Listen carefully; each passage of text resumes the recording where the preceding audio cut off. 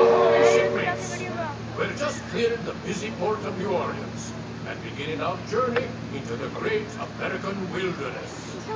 Our vessel for this voyage is the proud sailing ship Columbia, the first American ship to carry the stars and stripes around the world.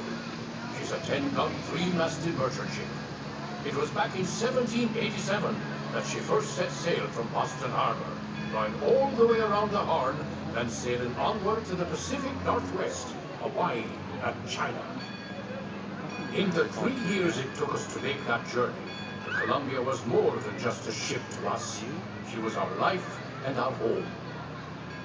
Forward amidships is the main hatchway leading below decks, where you may see how we lived and worked on the high seas.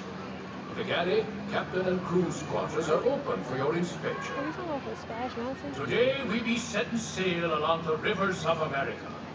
Our voyage will take us down the mighty Mississippi, around the winding Columbia, past the powerful Potomac,